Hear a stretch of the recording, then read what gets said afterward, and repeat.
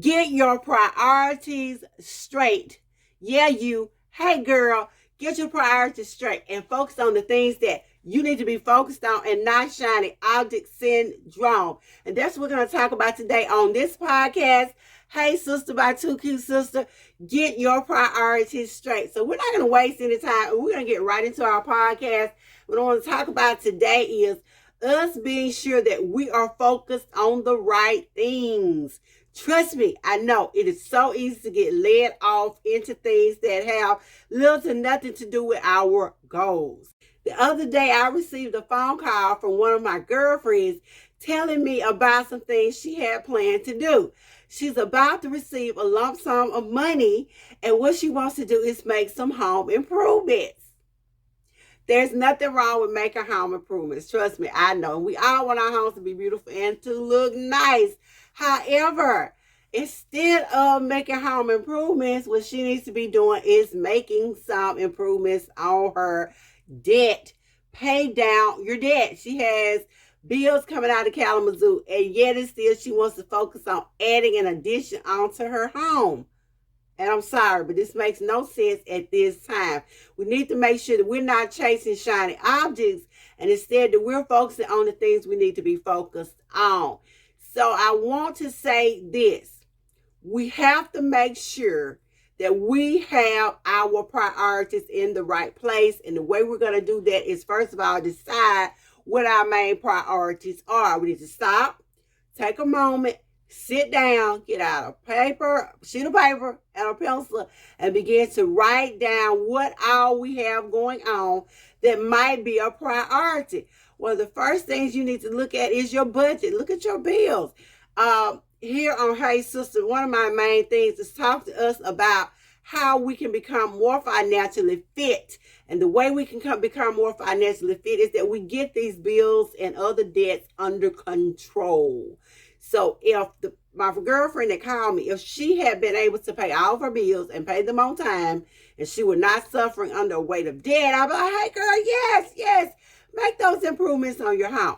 Well, this is the same girlfriend that called me a couple of months back, and she made 2 major purchases that were to improve her home. Or really, there were some things she wanted to add to her house, but they were not things that she needed. And immediately after she made these 2 major purchases, she had some things to break down. And she also ended up with her phone being turned off for about 2 to 3 weeks. And I had to ask myself, okay, so you purchased 2 big things, and instead of paying your debt down, or instead of paying bills that you needed to be paying, you wanted to beautify your home. Nothing wrong with beautifying your home. Let me say that again. But when you have mountain debt, when you're facing the possibility of your phone being off for an extended period of time, then to me, it's like a no-brainer. You pay the phone bill. Don't waste funds when you don't need to. What we call this is delayed gratification. And I know it's so hard for many of us to delay gratification, because what my girlfriend was looking at was having this big item, these 2 big items. She was looking at making this big, nice addition onto her home, but she wasn't looking at the big picture. It can be so tempting. I get tempted. Don't let me fool you to go buy something that's insignificant. I said, girl, what about paying down? Let's use the snowball effect. Let's pay down something that you owe first. Let's make improvements on our home next, but let's do this first. And she was like, well, I mean, I had money. And see, I think that's what a lot of us get stuck on. We get stuck in a mindset of poverty. We get stuck in a scarcity mindset. We feel like we have to do this. We have to do it now. Instead of stopping, taking a deep breath, as I love to say, and looking at the big picture. I told her, and I'm going to tell you, I said, if you'll take that money from that big purchase and add about $200, $300, $400 back into your income, think about how much better you'll feel. So then when you're ready to add on to your home, or do whatever else it is that you need to do that's a luxury, you can do it and you can breathe more comfortably. We have to stop buying things or adding up to our income. We have to stop making our debts equal the same amount we're bringing home. It's a bad feeling when you get paid and your whole check is owed out. We want to be able to have some money to put in the bank to make investments, put into saving accounts, to make investments for our children. We need to be planning for the future. Because like I said, she made 2 major purchases, and suddenly she had some things that broke loose in her home that needed repairs, and she could not do them. And it took her a long time to get those done because she had made 2 major purchases that could have waited. We need to make sure that we have an emergency fund. Hey, I'm guilty myself.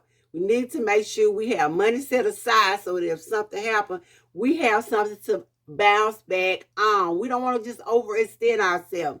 We want to make sure we're making wise investments. We need to be figuring out how to invest in the stock market. We need to be making investments in the things that are going to make us money back. The person I'm referring to also was getting a business started. I said, girl, take that money, invest in your business, invest in learning how to make more money out of the money you have. And she was like, oh, and I'm like, yes, this is what you need to be doing. Instead of focusing on a luxury, something to add on to your home just to beautify it, add to your knowledge base, add to your repertoire of things that you can use to help you increase your income. Increase your income, decrease your debt. Stop falling for shiny objects. Practice delayed self-gratification. Put you on the back burner for 2 minutes. Enjoy dessert later. Eat the meal first. Yes, you may have to suffer for a year or two. Seems harsh, but you can do it. Everything doesn't have to be quick. I think we're in the technology age where we are so busy looking at things like Instagram, Snapchat, and Facebook, and all these social media, and the microwave, and all these other things that are instant. But some things are better when they are cooked slow. Some things are better when they are waited for. So we have to stop jumping up, chasing things that we can put off till later in order to make us some more money, or to put us in a better situation than the situation in which we are in. So ladies, and some gentlemen, if you're listening to me too, let's make sure that we have our priorities in the right place. Let's make sure we're focusing on our goals. Let's make sure we know what those goals are. Let's make a plan for how we get our goals met. They say, let's reverse engineer the whole process. Know what we are doing. Know how we're going to do it. Give yourself a deadline or a timeline in which to follow. Some of us work better with a deadline.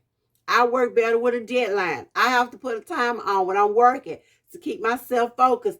Do whatever you need to do to ensure that you are doing what's best for you and not just what's going to gratify you in the moment. So, ladies, this has been LaWanda Shields with Hey Sister, my two sister, telling you to make sure you have your priorities in the right place. Let's make sure we're prioritizing being responsible and financial freedom and financial gain, and that we're putting out self-gratification. And I will see you girls in the next podcast.